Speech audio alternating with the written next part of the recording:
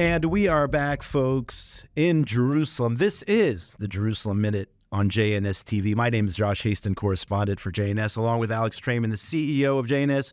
We are in the heartland of the state of Israel and the Jewish people, our capital city. Alex, welcome back. Thank you so much for having me, yes. Top story in Israel this week, I think without a doubt, is Senator Chuck Schumer, the Democratic Senate Majority Leader, calling for Israeli elections, getting involved in internal Israeli politics. And let's go ahead and roll the clip on Chuck Schumer. Here are his remarks. In order to achieve a two-state solution, the reality is that things must change. Right now, there are four major obstacles standing in the way of two states. And until they are removed from the equation, there will never be peace in Israel and Gaza and the West Bank. The four major obstacles are Hamas and the Palestinians who support and tolerate their evil ways, radical right-wing Israelis in government and society, Palestinian Authority President Mahmoud Abbas, Israeli Prime Minister Benjamin Netanyahu. The fourth major obstacle to peace is Israeli Prime Minister Benjamin Netanyahu, who has all too frequently bowed to the demands of extremists like Ministers Smotrich and Ben-Gvir and the settlers in the West Bank. I also believe Prime Minister Netanyahu has lost his way by allowing his political survival to take the precedence over the best interests of Israel. He has put himself in coalition with far-right extremists like Ministers Smotrich and Ben-Gvir, and as a result, he has been too willing to tolerate the civilian toll in Gaza, which is pushing support for Israel worldwide to historic lows. Israel cannot survive if it becomes a pariah. Prime Minister Netanyahu has also weakened Israel's political and moral fabric through his attempts to co-opt the judiciary, and he has shown zero interest in doing the courageous and visionary work required to pave the way for peace even before this present conflict. As a lifelong supporter of Israel, it has become clear to me the Netanyahu coalition no longer fits the needs of Israel after October 7th. The world has changed radically since then, and the Israeli people are being stifled right now by a governing vision that is stuck in the past. Nobody expects Prime Minister Netanyahu to do the things that must be done to break the cycle of violence, to preserve Israel's credibility on the world stage, and to work towards a two-state solution. If he were to disavow Ministers Smotrich and Ben-Gvir and kick them out of his governing coalition, that would be a real meaningful step forward. But regrettably, there's no reason to believe Prime Minister Netanyahu would do that. He won't disavow Ministers Smotrich and Ben-Gvir in their calls for Israelis to drive Palestinians out of Gaza and the West Bank. He won't commit to a military operation in Rafah that prioritizes protecting civilian life. He won't engage responsibly in discussions about a day-after plan for Gaza and a longer-term pathway to peace. So there you have it. Schumer calling for Israeli elections to replace Prime Minister Netanyahu. He called him one of the four obstacles to peace, along with, imagine this, comparing Netanyahu to Mahmoud Abbas and Hamas, also saying that the right-wing Israelis are obstacles to peace. Comments were met with pushback from Republicans and even some members of the Democratic Party. Your take on Chuck Schumer this week? Well, first of all, in Israel, we've had 5 elections in the last 5 years. And you can argue that Netanyahu won all 5 of them, right? In the 4th election, he was replaced for a couple minutes by Naftali Bennett and Yair Lapid. But even in that election, he had beaten Lapid by 13 seats, which was basically a landslide, and only was replaced temporarily because of parliamentary maneuvers. So Israelis have picked who they want their leaders to be. And we're in the middle of a war here. The idea that your ally is going to turn around to a Democratic ally in the middle of a war when all these elections were what caused the divisiveness in the country that gave signal to our enemies that we were vulnerable.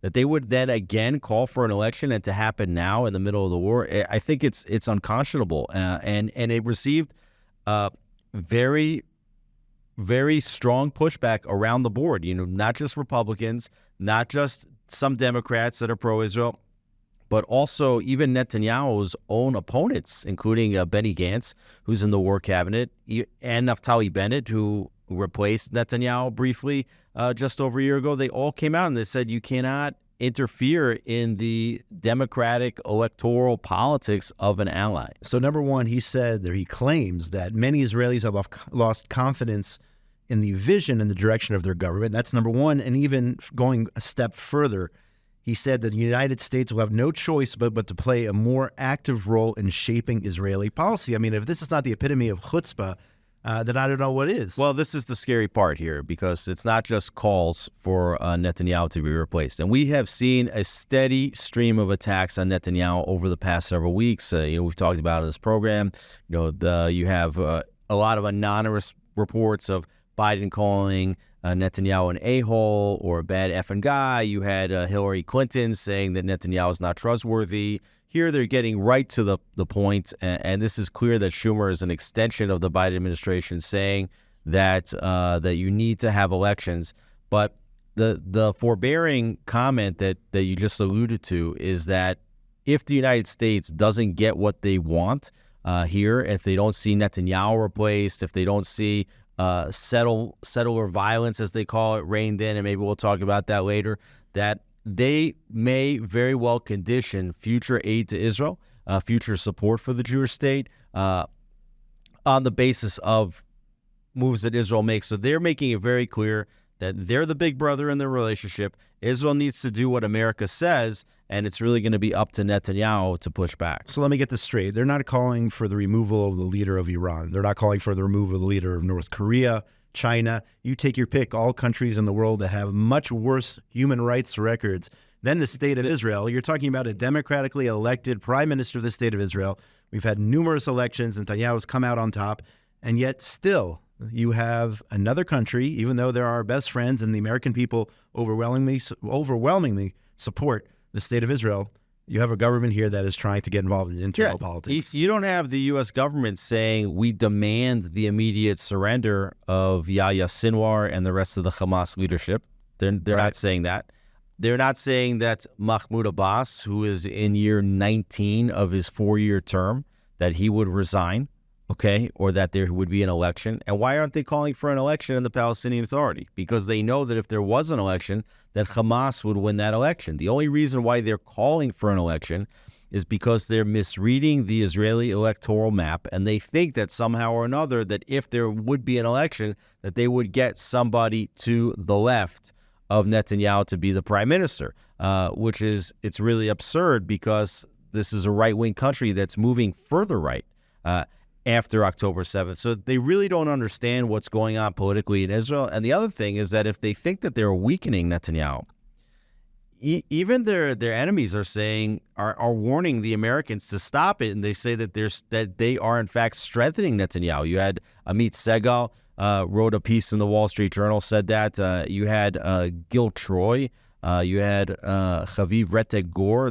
Those two specifically have been railing against Netanyahu for years. And they said that the Americans simply don't understand what's going on, that they, by doing this, are making Netanyahu into a hero, and they're making him much, much stronger, making it actually harder to get Netanyahu out of office. No, for sure. A lot of pundits have said it, as you mentioned. I mean, they're giving him a lifeline, because the Israeli people, when they see people from the outside try to get involved in our internal politics, even if they're not fans of who's running the country, we sort of unite when others from abroad try to have their say. Netanyahu, of course, responded to Senator Schumer, and let's listen to the Prime Minister's remarks. בוקר טוב. מאז תחילת המלחמה אנחנו נלחמים בשתי חזיתות, בחזית הצבאית ובחזית המדינית.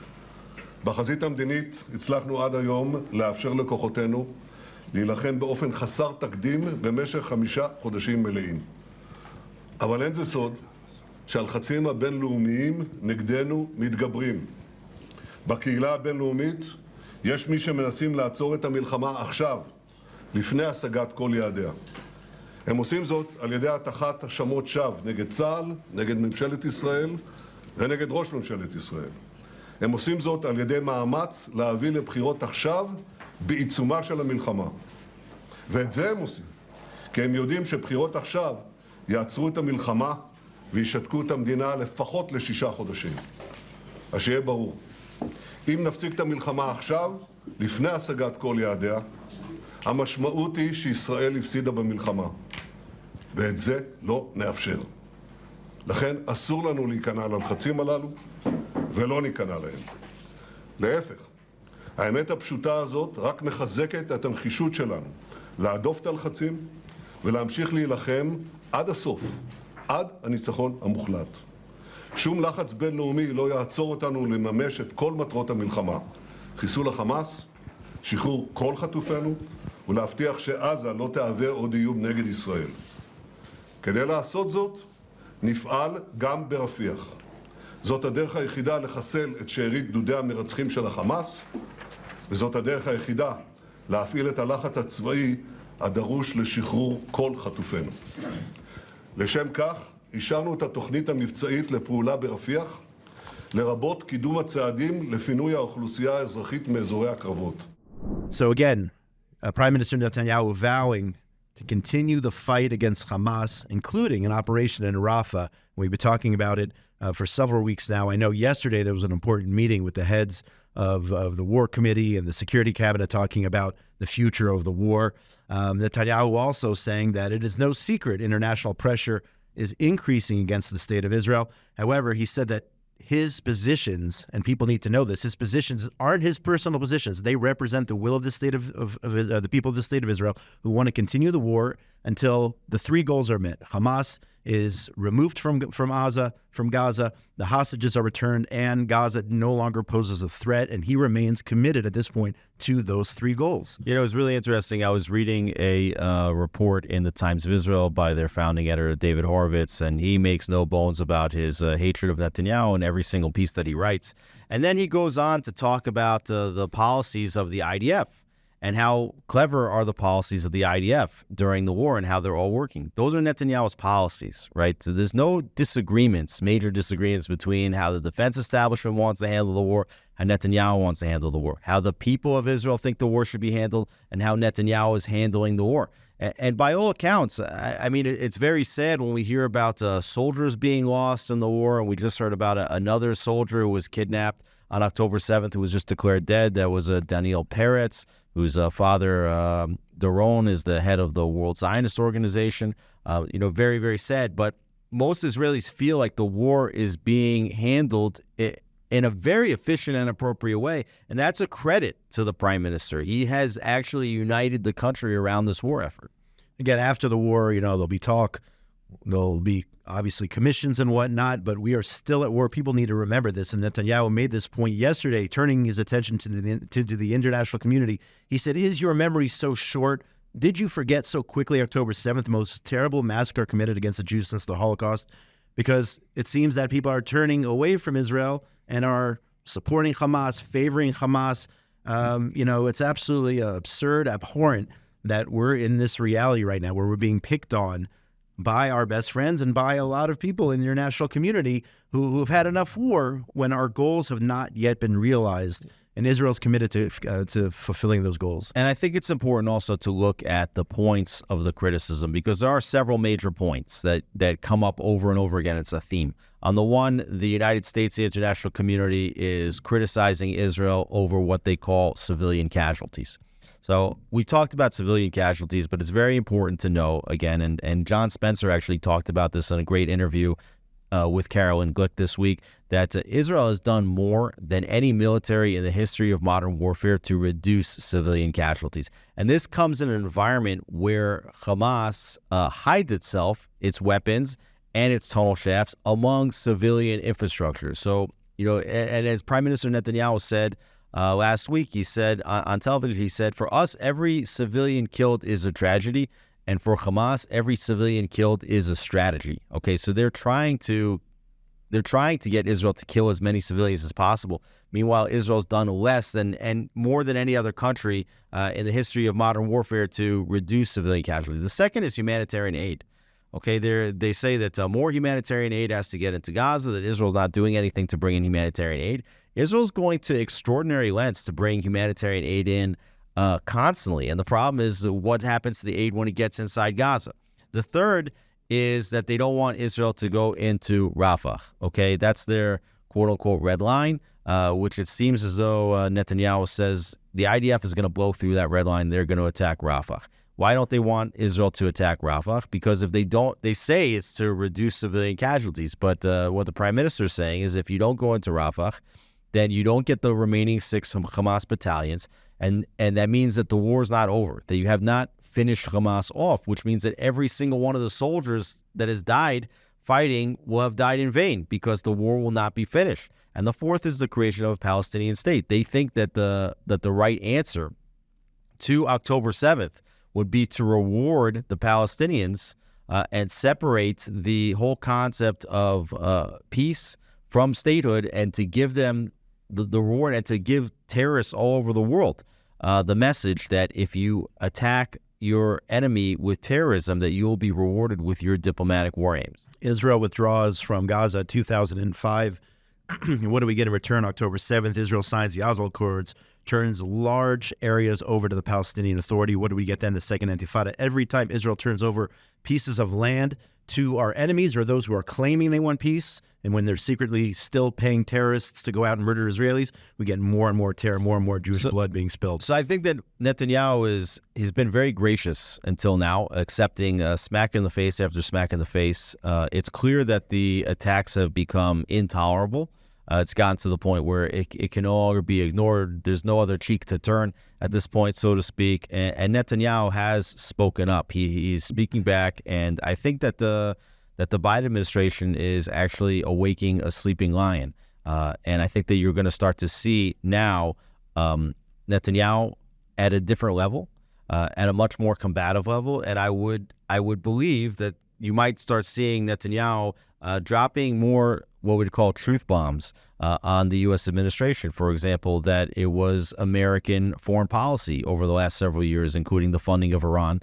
93% of Hamas's military budget comes from Iran, and Hezbollah and the Houthis all funded by Iran. At the same time, pushing Israel towards ceding land for a Palestinian state. That these two things, also supporting Muslim Brotherhood, whether that's in Egypt, whether it's Turkey, all these things are destabilizing the region. I think that you might start seeing Netanyahu being a lot more combative with the Americans moving forward. So as Chuck Schumer, I guess they're representing the government in the United States, goes after our prime minister. At the same time, once again, you have Biden administration sanctions levied against groups of so-called settlers, residents of Judea and Samaria. This is the second time in as many months that the U.S. State Department, in coordination with the U.S. Treasury, has sanctioned, in this case, specific individuals, 3 male individuals, residents of Judea and Samaria.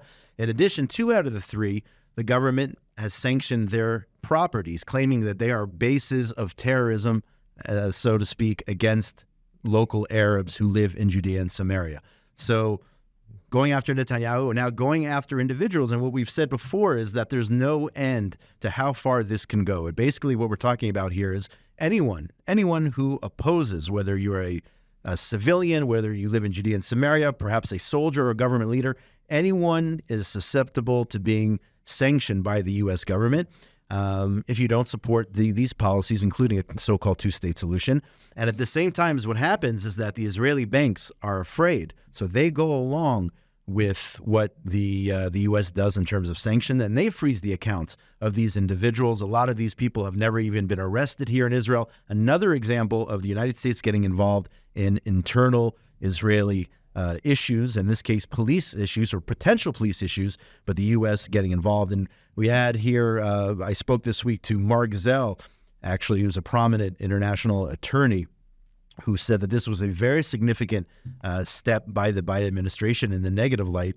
And he is actually leading a group of attorneys who are going to court, to federal court in the United States. They're filing a civil case against the EO, the executive order, which was brought about on February the 1st by the Biden administration against these individuals in Judea and Samaria. And the bottom line here is it's not a one-time thing. It didn't happen once. It's already happened twice. And who knows how many times this can happen over and over, where assets are frozen because of where people live, Jews basically, because of their geography. And at the same time, by the way, even though the executive order says that it could be applied to both Arabs and Jews, so far only Jews have been targeted. Yeah, you see the United States, didn't sanction UNRWA, right, which has been inciting to terrorism systematically, with thousands upon thousands of employees, that the United States has been looking for ways to move around the Taylor Force Act, which forbids the United States from moving money over to the Palestinian Authority when it knows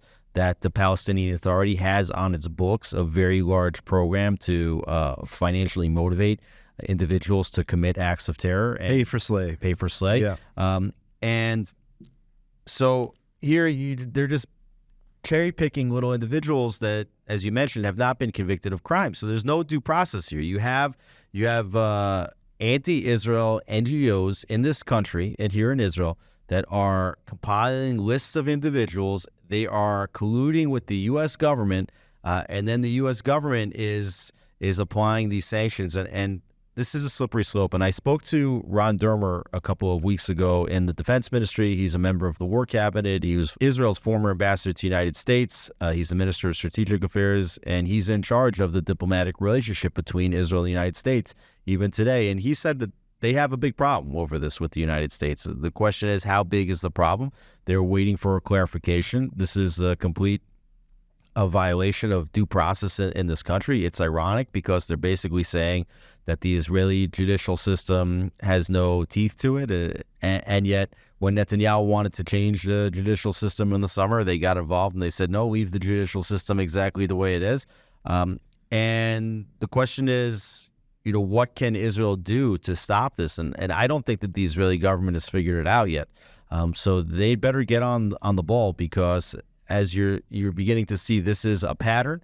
And until Israel figures out what leverage it has to put a stop to this movement, you're going to see more and more sanctions coming up against Israeli citizens. And more leaders here in Israel calling on the Netanyahu government to come up with a plan to figure out a way to stop the United States from sanctioning individuals based on their geography in Israel. And one of the interesting things which I saw from Knesset member Simcha Rothman, who lives in a Pnei Kedem, which is one of these outposts that you're talking about. It's the pretty not inside one of the major settlement blocks. It's far out there. And he said that he tweeted that there's been more attacks against individuals in the United States for being Jewish than there have been by any of these so-called settlers that have attacked Palestinians, not to mention that there are also reports coming out, even the IDF has reported, that the overwhelming majority of the attacks reported by these left-wing NGOs that are colluding with the U.S. government were not attacks at all.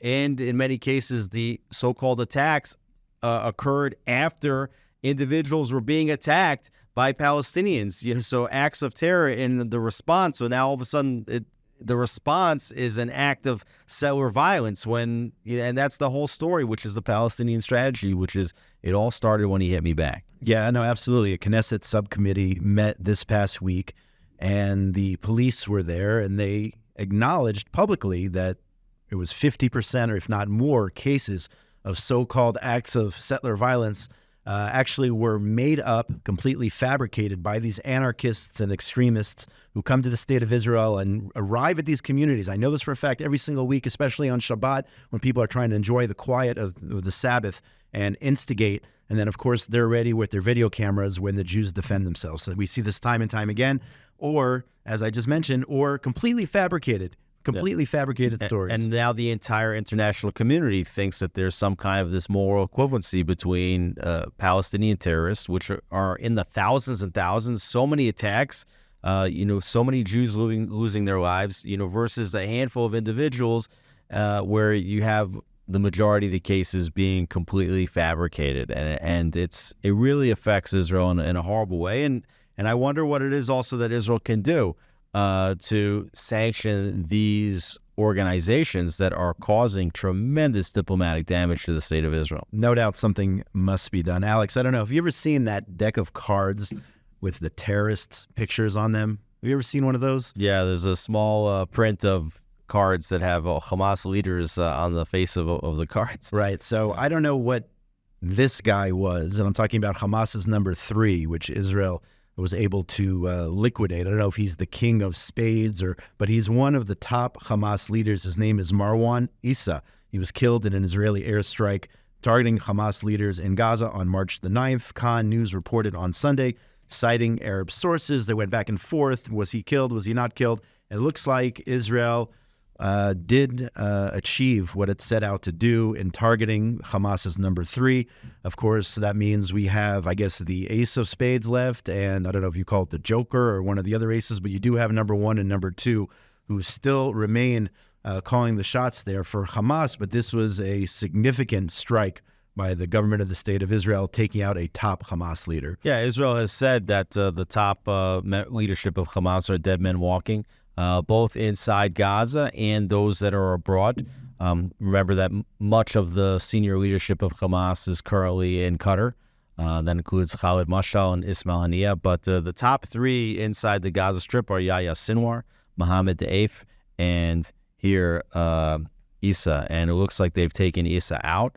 I was in the command and control center of the war along the Gazan border, and they have a poster with the 50 top leaders of Hamas, and the ones that have killed are X'd out.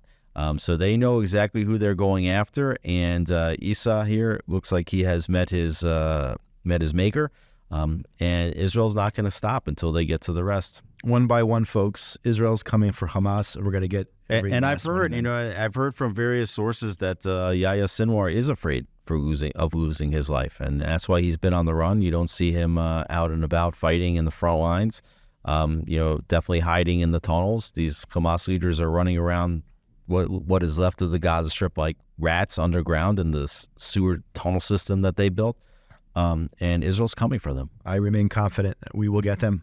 And speaking of Hamas, somehow and for some reason, a lot of the international community and media, obviously not JNS News, has taken the Hamas numbers and have been using Hamas numbers in terms of the casualties in Gaza. But a new analysis published in Tablet magazine by Professor of Statistics and Data Science Abraham Weiner concluded the casualty numbers cited by the Gaza Ministry of Health, with essentially Hamas numbers, are in fact fake. So again, check out this article in Tablet magazine. He said, the professor, the numbers are not real.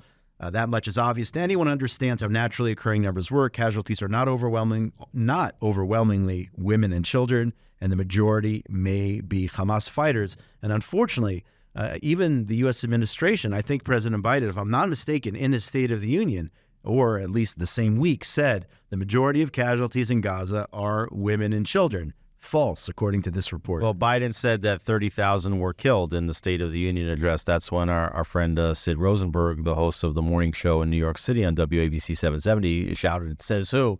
and got escorted outside of the room. And when you look at the chart of the number of reported deaths day after day, what you see is it's just a straight line, basically, and there's no such thing as that statistically. But there's a lot of problems with the data. Number one is there's nobody that can verify the data. Okay. 2, that they do not distinguish between Hamas terrorists that are killed and anybody else. They just said the total number of killed. Israel said that they've killed between 11 and 12,000 Hamas operatives. Okay, that's how many they've reported are dead, but they don't even know how many people that they have killed. When you talk about women and children inside Gaza, so a child is defined as anybody under the age of 18, and in some cases they even call it anybody under the age of 19. Now, about 50% of the population in Gaza is under the age of 19, but you can have children, technically, that are also militants, that are terrorists, that have guns, and there are fighters, okay? And we've seen that over and over again in Israel, that terrorists can be under the age of 18. So these numbers are not taking into account, who's being killed that's being specifically targeted. But let's say that you take these numbers at face value, which the tabloid article suggests that you can't.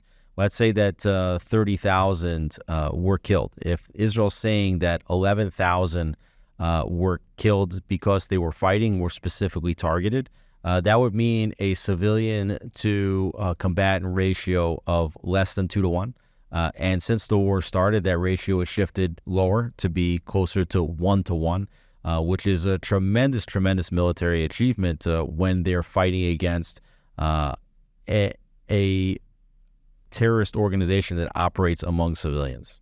And people have to remember, this is a war. This is a war. And civilians, and again, we can argue how many civilians are there actually in Gaza? How many are there? You had so many so-called civilians partake in the October 7th massacre, but people have to realize this is a war. Civilians die in war. And Israel does not target civilians as opposed to Hamas, which commits a double war crime when it embeds itself within its own civilian population and then sends rockets, attacks Israel with rockets, and hides in hospitals, hides in daycare centers, hides in schools. So they carry out this double war crime, and Israel taken to task. And that goes back to Netanyahu's statement, which is, is the memory of the international community so short, right? People are basically assuming right now that Israel launched this war.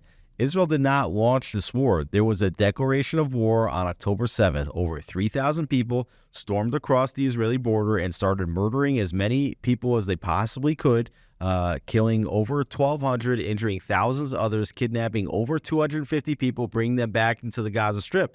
That's a declaration of war. Israel has responded to the war. And I think that what Israel should be saying is all the time that this is not a war that we started, and this war will end when we see all of the Hamas leadership either dead or surrendered, and give them a place where they can come and surrender, and the return of every single last one of our hostages alive and dead. That will end the war. So I think Israel should be saying it over and over again. They did not launch this war, and this war can end when Hamas leaders are dead or surrendered and all the hostages are back. We didn't start this war. We didn't want this war, but we are going to finish this war. And unfortunately, at the same time, while the focus is on Hamas, of course, in Gaza, a new study came out, shocking, by the, well, maybe not so shocking, I don't think it's shocking, by the Regavim movement, which safeguards Israel's state lands. They do tremendous work. This new study shows that the PA security forces, the Palestinian Authority's security apparatus, officers and whatnot, more and more of them are involved in terrorism against Israeli civilians and IDF soldiers. Our very own Carolyn Glick did a whole episode on this on her show, so check it out on JNS TV. But as we saw during the Second Intifada back in 2002, which basically started when the Palestinian Authority security, who were supposed to be fighting Hamas way back then, turned their weapons on their Jewish Israeli soldiers who they were supposed to be doing joint patrols with. They turned their guns on Israel, on the IDF, and on civilians. Once again, more and more PA armed police officers and what have you of the security apparatus are once again using their arms and attacking civilians and soldiers here in Israel. Well, this is the major threat because you have over 50,000 police officers inside the Palestinian Authority, which are armed and trained as part of the Oslo Accords, and a lot of them receive these arms and training from the United States. And we are seeing over and over and over again, including the shooting of two individuals last week, 2 weeks ago in the city of Eli, that Palestinian Authority police officers are the army of the Palestinian Authority, and the enemy of the Palestinian Authority is not Hamas, which the Palestinian Authority has said that it could in the future form a government together with Hamas. The enemy of the Palestinian Authority is Israel and Israeli Jews. So, there's a big fear that the same way that Hamas organized itself for that October 7th attack, that if this entire paramilitary of the Palestinian Authority, which operates all throughout Judea and Samaria, if they organize that, it doesn't take 50,000, if even 500 of them organize together to commit a deadly attack, they could carry out attacks similar to October 7th anywhere throughout Judea and Samaria. Yeah, the PA and Hamas might not be best friends. They might not love each other, but the PA certainly has not taken down the Hamas terror infrastructure. And one thing they can agree on is they both want to see the destruction of the state of Israel. They just have different ways of going about it. Hamas, all at once. They want Israel destroyed in one shot, and that's what they tried on October 7th. The Palestinian Authority, they took their time. They signed the Oslo Accords and slowly carried out attacks. They're trying to do it in stages, but it's really two sides of the same coin. Hamas basically says that a two-state solution is unacceptable because to them, they think that the entire land belongs to the Palestinian people. And the Palestinian Authority, they also believe that the entire state of Israel belongs to the Palestinian people, but they're a little bit more pragmatic in their approach. And they said, well, let's take the first amount that we can get now. And so they're willing to go ahead and to take a two-state solution to canonize a Palestinian state in at least a major chunk of the territory and then use it as the foundation for further attacks against the Jewish people. So it's just a question of strategy and tactics, but the goals of these two organizations, Palestinian Authority, which is Fatah, Mahmoud Abbas, and Hamas, are basically the same. And even with all these realities, at the end of the day, everyone always wants to talk about peace. Will there be peace? The Biden administration wants a two-state solution, and the majority of Israelis don't want that two-state solution. October 7th was a perfect example of why we cannot turn over additional territory to whether it's the PA, whether it's Hamas taking land over from the PA. But an interesting study here, a survey by the Jewish People Policy Institute, the JPPI, no chance for peace. 5 months after the October attack and the evacuation of northern residents from their homes, the JPPI Institute's March 24th survey reveals the majority of Israelis say there is no chance for peace with the Palestinians in the foreseeable future. And we have some statistics here. But again, especially after October 7th, people in Israel are not optimistic that our neighbors want to live side by side with us in peace. Yeah, this is really important. It said that 79% of Jews that were polled said that there's no chance of reaching a peace agreement in the foreseeable future. So this goes back to the beginning of the program where we talk about the Biden administration wanting Israel to go ahead with a Palestinian state and thinking that if only they get Netanyahu out of the way, that they can get toward a Palestinian state. Here, the JPPI, which is not a fan of Netanyahu, okay, this is not a right-wing or Likud-supporting institute. This is a left-wing institute that wants Netanyahu out. But they come forward with a survey that shows that 79%. I mean, this isn't close. Okay, 79% of Jews and also 39% of Israeli Arabs, all saying that there's no process that's going to happen anytime in the foreseeable future for a two-state solution, which basically validates what Netanyahu is saying, that these are not his policies opposing a Palestinian state. This is the entire country opposing a Palestinian state. But there's also a few other very interesting findings here. The second is that 63% of Israelis believe that Israel should attack Hezbollah to the north, that they understand that what happened on October 7th could happen in the north from Hezbollah in Lebanon, and they're not willing to live alongside this terror threat anymore. 63% saying that Israel should attack. The only question being whether they should attack right now and open up a multi-front war, or should they wait until the hostilities are finished, the operation is done in Gaza, and then go into the north. We have threats to the south, threats to the north, potential threats to the east with Iran, of course. Alex, there's one additional statistic here that I think that's important that I want you to go ahead and share, please. Right. It's a question of who is responsible for October 7th, because we've been hearing all kinds of complaints that Netanyahu is responsible. There's billboards across Israel that with pictures of Netanyahu that say Ata Rosh, Ata Hashem, you are the head, you are guilty, right? And the question of who does Israel hold responsible for October 7th? Do they hold the government and Netanyahu responsible? Do they hold the IDF responsible? Do they hold the Mossad and the other security establishment responsible? So on the issue of taking responsibility for the October 7th failure, the JPPI survey says that 44% of the Israeli public believes that the government, the IDF, and the Shin Bet share equal and joint responsibility, And they go on to show that only 20% of the country believes that the responsibility for the failure lies only with the government. So when you hear calls for Netanyahu to resign, it's very clear that Israelis are not going to be comfortable if only Netanyahu resigns. Is the chief of staff of the military going to resign? And you heard Bezalel Smotrich, who's the finance minister, attacking the IDF chief of staff for his culpability on October 7th just yesterday, which received a lot of criticism, but that's where Israelis feel. Will the head of the Mossad, will the head of the Shin Bet, which is Israel's equivalent of the FBI, will they all step down? Will all the generals step down? So, you only hear Schumer and others saying that Netanyahu needs to be replaced.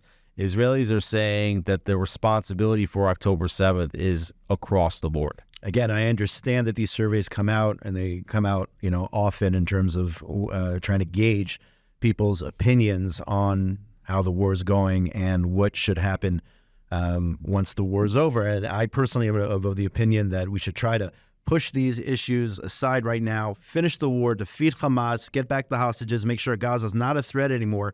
And then, obviously, we will have to really take a good, hard look in the mirror and figure out exactly how this tremendous failure came about. And I think that the JPPI would demonstrate that most Israelis agree with that view, which is that we are fighting a war. There will be a time for review. There will certainly be a tremendous commission of inquiry into what happened. I'm sure it's going to be damning up and down across the board. And Israelis are hoping that there will be a new leadership, but it's not just the political leadership. It's a security leadership. It's a whole way of thinking. The whole concept of Oslo, as you mentioned, led to October 7th. The whole concept of evacuating Gush Katif led to October 7th. The whole idea of saying that we can live alongside them even if they're building weapons and tunnels and rockets, that they're not going to attack us. That led to October 7th.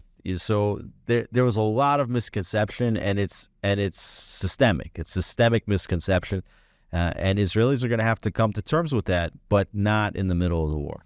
With all this going on, Alex, we are approaching the spring Jewish holiday season, so to speak. We have the holiday of Purim, which is a joyous day on the Jewish calendar coming up.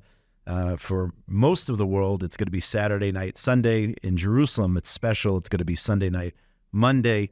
And it really is a celebration from thousands of years ago when another enemy decided they wanted to try to wipe out the Jewish people, and we survived and we celebrate. And, as they say, they try to kill us, and we eat, we feast, I think this year is going to be a little bit different, maybe a little bit more subdued, unfortunately, as a result of the situation. But we still have to keep Purim. We have to celebrate this joyous occasion. Yeah, and the book of the story of Purim is told in the book of Esther. So I definitely recommend that anybody pick up the book of Esther and read it. It only takes a few minutes to read this incredible story. But just to summarize, you had this evil viceroy Haman that went to the king of the Persians at the time, Ahasuerus. He wanted the Jews dead. He had the king sign a decree which said that basically the entire society, which was 127 nations of that empire, could turn on the Jewish people and kill them. Esther and Mordecai came along, and Esther became the queen, and she did whatever she could to conspire to overthrow Haman. And essentially what happened was the decree was turned where Ahasuerus signed into law that the Jews could fight back. So it wasn't that the decree was canceled, that the Jewish people were given the royal right to fight back, and they did fight back, and they killed their accusers. They won the war, and like you said, then we celebrate and we feast. So certainly there are connections between what happened in the holiday of Purim and today, and we should hope that the same way that Israel did not declare this war, that rather the enemies of the Jewish people declared it, and we see that it's the entire world turning on the Jewish people in the state of Israel, that Israel will be victorious in the war, and at the end, Israelis will celebrate, and we'll have another feast where we can eat because we're hungry. Haman, Hania, either one, at the end of the day, we shall prevail. I'm very optimistic about that. And that's all the time we have for today. For those celebrating the holiday of Purim, hopefully it will be a joyous one, a quiet one, a festive one. Only good things for the state of Israel and the Jewish people.